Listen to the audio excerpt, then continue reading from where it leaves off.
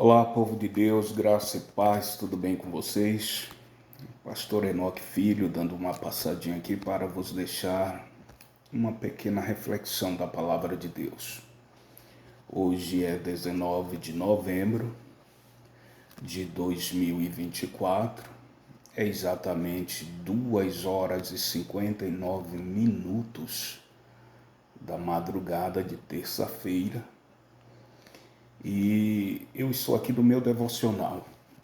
Eu gosto de parar, orar e ler nas madrugadas, porque nós precisamos alimentar a nossa alma e pedir direcionamento a Deus acerca de como devemos conduzir a obra do Senhor e o seu rebanho. Estou aqui com alguns livros, como é de praxe, Bíblias com algumas traduções diferentes. Estou aqui com uma King James, também com uma Bíblia que eu amo muito, a Bíblia de Estudo Pentecostal. Ela já não tem a sua capa original porque nós reformamos há alguns anos atrás esta Bíblia. Nós adquirimos ela em 2004, então ela tem 20 anos. Eu amo preservar as minhas Bíblias, os meus livros, porque são fontes inesgotáveis de conhecimento. Eu estava aqui meditando em um texto bíblico e comparando esse texto aos dias de hoje. O livro que traz o nome do profeta Jeremias, capítulo de número 18, versos 5 e 6, diz assim: Então veio a mim a palavra do Senhor, dizendo: Não poderei eu fazer de vós como fez este oleiro, ó casa de Israel. Diz o Senhor: Eis que como o barro na mão do oleiro, assim sois vós na minha mão, ó casa de Israel. Eu refleti nesse texto observando a fala de alguns companheiros, pregadores, pastores, obreiros, que o Senhor os comissionou para a obra. E alguns quiseram ser pregador por empolgação, porque pregar traz regalias, títulos, bons hotéis, boas ofertas. Eu fui pregador itinerante durante muitos anos da minha vida. Existem muitas pessoas que estarão assistindo esta reflexão e poderão comprovar isso. Faço parte das Assembleias de Deus desde os 5 anos de idade. Isso já faz 44 anos, pastoreando há quase 21 anos. E sempre tive o zelo de buscar recursos bíblicos para falar a verdade bíblica e não aquilo que eu penso. Não tenho interesse algum em fazer lives e vídeos para a autopromoção. Todo o meu interesse é trazer à tona as verdades de Deus para o seu povo. O texto que nós lemos nos traz algumas realidades duras e cruas para os nossos dias. Dias em que nós estamos observando que os pseudos profetas e pseudos pregadores e pseudos pastores têm se levantado com mensagens do church, com mensagens coaches, com mensagens fantasiosas, com pregações pirotécnicas e circenses, aonde prende a atenção de uma massa que vão até os templos em busca de euforias e não de uma palavra sadia para lhe conservar para o dia da salvação eterna. É muito preocupante nos nossos dias esta nova geração de obreiros, de pregadores e de crentes que estão surgindo, porque nós observamos que não existe nos tais, mas as características de Cristo, nem nos crentes e muito menos nos obreiros. A Bíblia diz que são muitos chamados e poucos escolhidos. E os poucos que serão escolhidos, com toda certeza, passarão por uma seleção divina. O texto que nós acabamos de ler nos deixa claro uma grande realidade na vida ministerial do indivíduo. Quem era Jeremias? Um menino que o Senhor falou com ele ainda na sua infância, um jovem que o Senhor o escolheu e disse para o tal que desde o ventre da sua mãe ele já o tinha escolhido.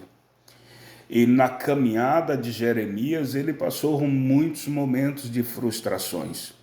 Ele tentou parar de ministrar, ele tentou desistir do chamado profético, mas não tinha como parar. Não foi ele quem escolheu a vocação profética ou ministério profético. Quem escolheu Jeremias foi Deus. No Evangelho segundo João, capítulo de número 15, verso de número 16, escrito está, palavra do próprio Mestre, Jesus, para os seus discípulos. Vós não me escolheste-vos a mim, mas eu vos escolhi a vós, e vos nomeei para que vades e deis fruto, e que o vosso fruto permaneça, a fim de que tudo quanto ao Pai pedires em meu nome, ele vos conceda. O Senhor trouxe esta revelação para os discípulos. Talvez no coração de alguns eles estivessem ali disputando um com o outro. Quem foi que escolheu estar com Cristo? Quem foi que tinha escolhido viver a vida ministerial ao lado do Mestre e depois que ele partisse, desse continuidade à sua vida ministerial? Mas o Senhor deixou claro que a escolha não foi deles, até porque a nossa natureza não quer Cristo. O nosso coração só deseja as coisas do mundo. Nenhum de nós temos a capacidade de escolher aquilo que é santo, até porque o nosso coração só deseja as coisas da terra.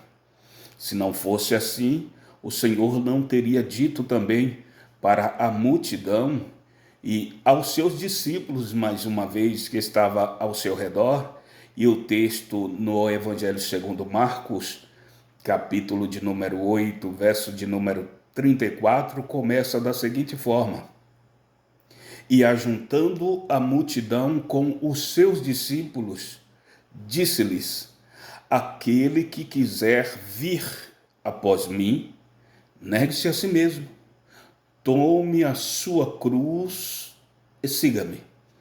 O que foi que o Senhor quis dizer com isso? Que, mais uma vez, para estar com Ele, nós precisamos entrar na maior de todas as batalhas. E a maior de todas as batalhas do indivíduo, do ser humano, não é contra Satanás. Tampouco é contra o inferno, nem tampouco contra as potestades do mal que operam no ar, na terra, no mar, na mata. A nossa pior batalha é contra a nossa própria natureza. O Senhor estava dizendo: você vai ter que guerrear contra você mesmo. Para estar comigo, para me seguir, a sua pior guerra é contra a sua natureza. O gigante que você precisa vencer não está ao teu redor, está dentro de você. Jeremias encarou esta realidade. Depois de profetizar tanto, de tantas frustrações, de ministrar e ninguém dá ouvido. Chega um momento da vida de Jeremias que ele diz: eu vou parar, não quero mais, não entrego mais a mensagem. Mas ele responde para a sua própria natureza dizendo: eu não posso, a tua palavra me arde nos ossos. A palavra de Deus, ela tem o poder de nos confrontar. Se a mensagem que nós estivermos ouvindo não nos confrontar, ela não vem de Deus. Evangelho segundo João, capítulo de número 16, verso de número 8, o Senhor deixa uma grande verdade explícita para os seus discípulos.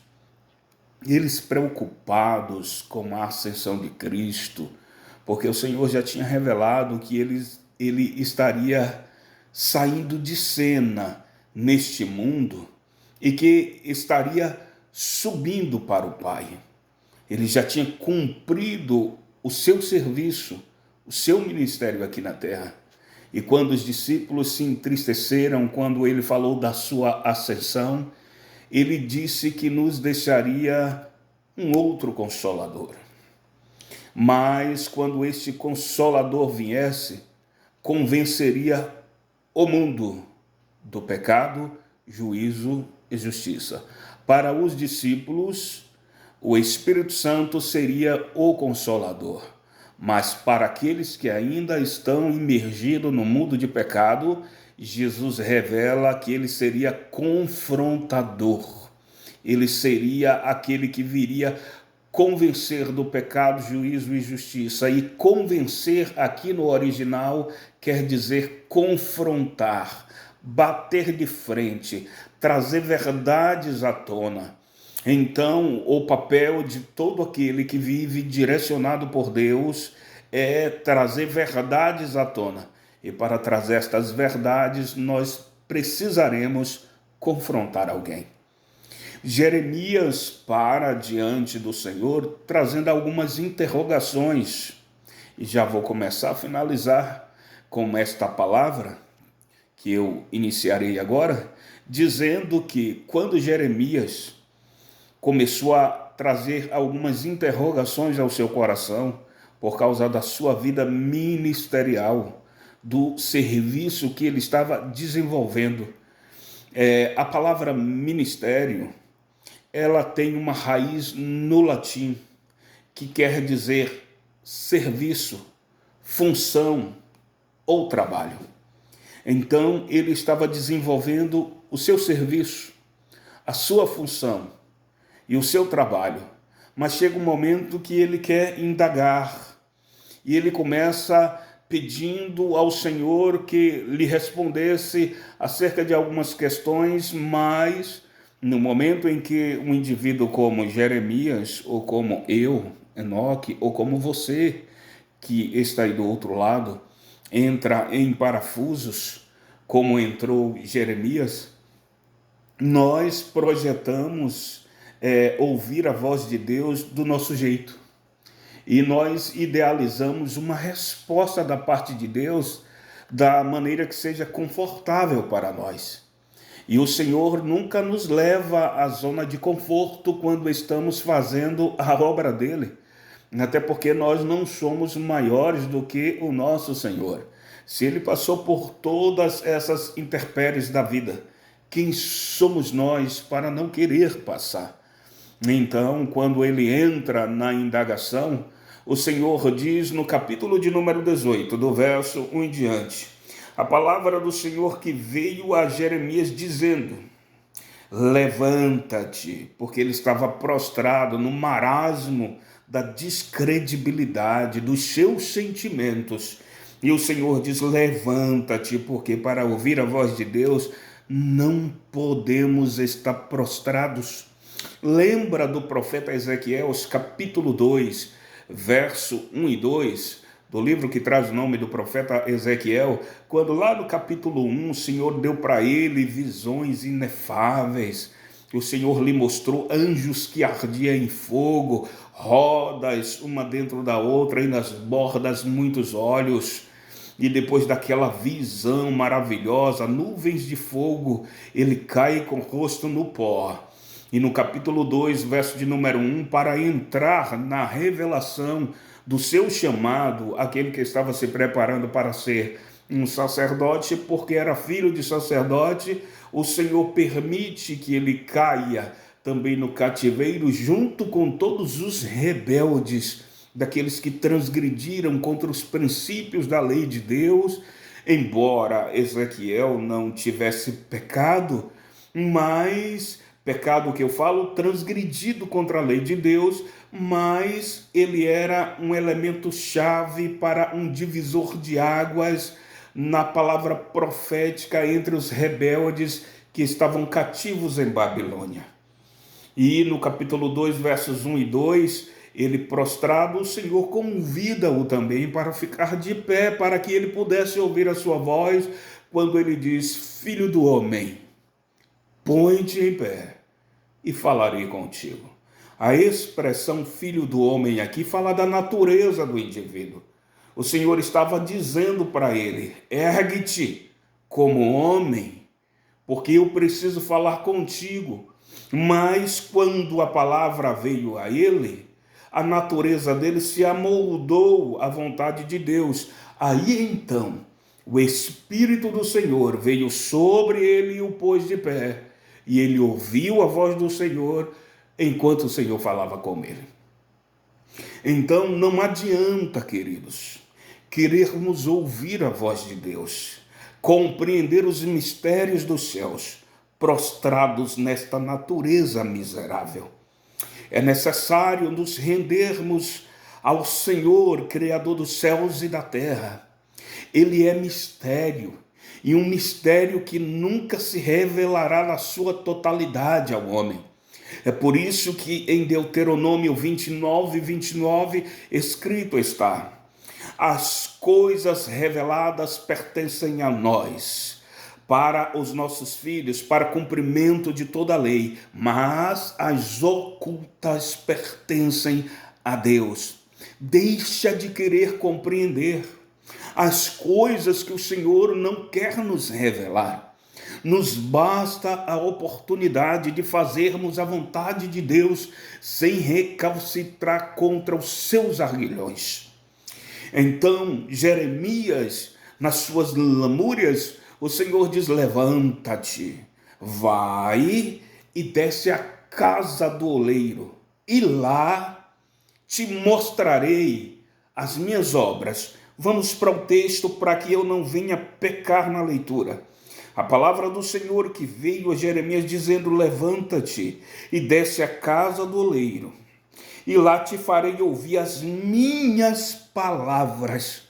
Tem momento que eu quero, ou momentos que eu quero ouvir a voz do Senhor, no lugar que eu determino, do jeito que eu quero, para entender da forma que bem me convier.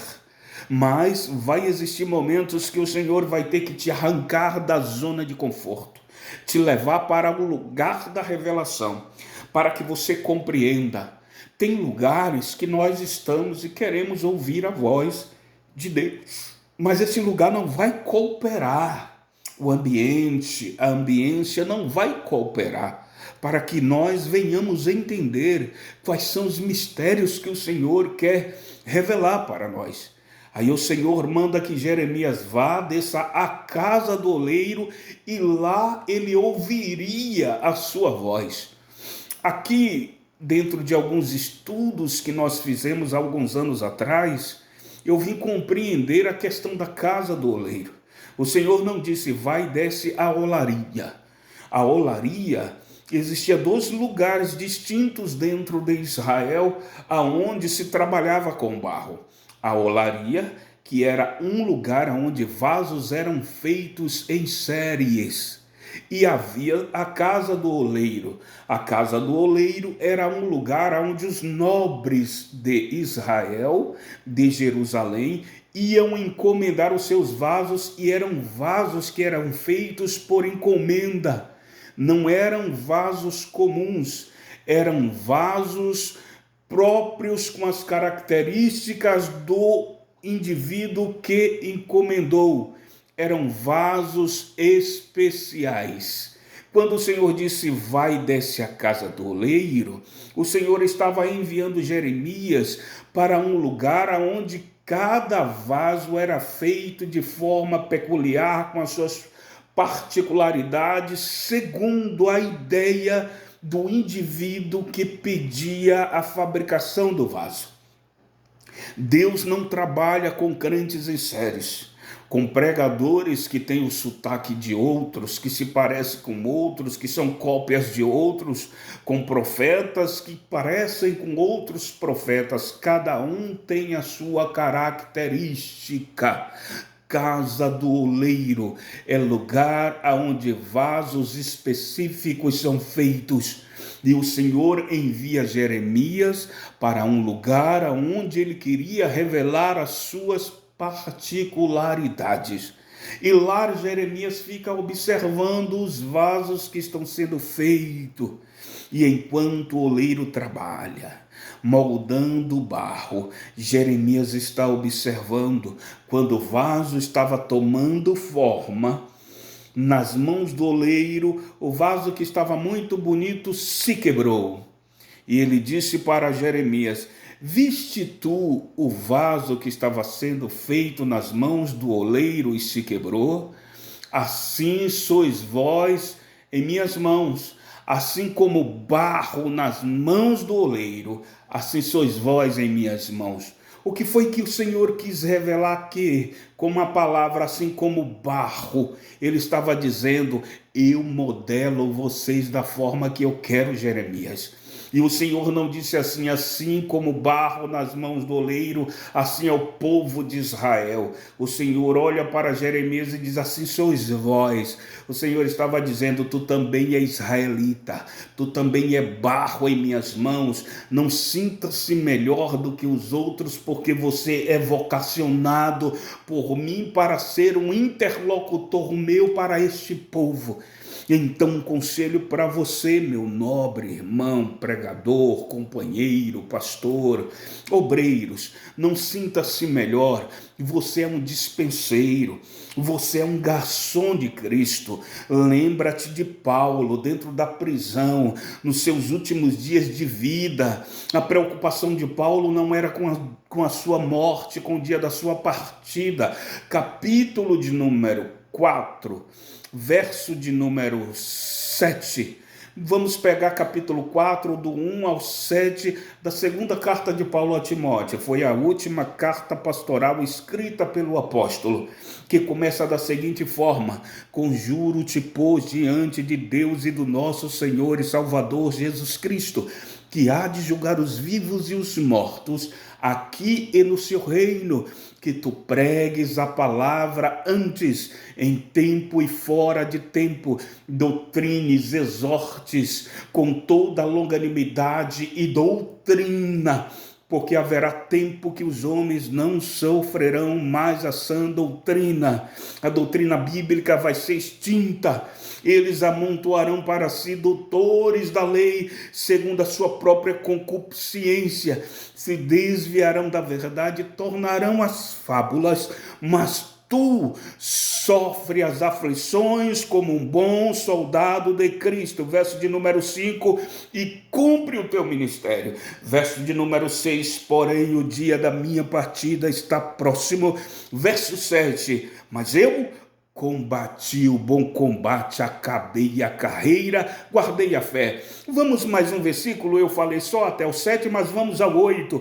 Porém uma coroa de justiça me está preparada, não somente para mim, mas para todos quanto amarem a sua vinda. O propósito de Deus com você, meu nobre pastor, amigo obreiro, pregadores, com você, crente, é o de salvação eterna.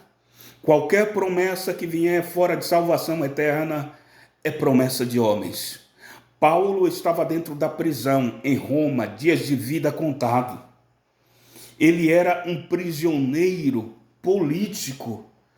Acusaram Paulo de crimes que ele não tinha cometido, inclusive de ter posto fogo em uma aldeia de Roma. O imperador acusa Paulo desse crime que ele não cometeu, exatamente para trazer a pena por decapitação, porque Paulo estava fazendo a obra de Deus. E quem faz a obra de Deus está sujeito a passar por todo tipo de problema, inclusive calúnias. Jesus passou por tudo isso. Quem somos nós para não passar? Levanta-te, desce, vai à casa do oleiro, e lá o Senhor te fará o que você tem que fazer. Que Deus em Cristo te abençoe, possa falar fortemente ao teu coração e você compreender o que é que o Senhor quer com você na obra dele. Você é um pescador de almas. Você foi chamado para ganhar almas. Você foi chamado para edificar vidas. Então, desiste desta ideia de parar. Desiste dessa ideia de agradar a homens. Sai do sistema, meu querido. Não viva o sistema. O sistema vai querer que você se empolgue e empolgue pessoas para agradar a homens. Você foi chamado para agradar a Cristo e arrancar almas da vida de Satanás e apresentar aos céus. E cada trabalho teu não é em vão. Naquele grande dia, o Senhor vai te recompensar e você vai ouvir da boca do Mestre: vinde benditos do meu Pai, para o lugar que eu vos tenho preparado. Eu quero orar por você. Eu quero orar com você. Bendito Deus, Pai eterno, bondoso e glorioso que está nos céus. A palavra, mais uma vez, é gratidão. Por poder, ó Pai, estar aqui nesta madrugada, falando com os teus servos, trazendo uma palavra revelada da tua parte, podendo também ser um instrumento teu para a edificação de outras vidas. Eu te louvo porque eu sei, eu tenho a convicção de que vidas estão sendo alcançadas por esta palavra vinda da tua parte. Cobre-os com teu sangue, levanta o caído, não permita que este meu irmão, obreiro, pastor, pregador, obreiras, ó Pai, venham abandonar a sua vocação. Os dias são maus, mas o Senhor continua cuidando de todos. Eu te peço neste momento, abençoa-os e livra-os de todo mal, para a glória do teu nome. Esforça, Senhor, a vida dos teus eleitos, das tuas eleitas, em tua presença. Amém. Deus em Cristo vos abençoe. Logo, logo, estaremos passando aqui com mais um momento de reflexão da palavra de Deus para a tua alma. Deus em Cristo vos abençoe.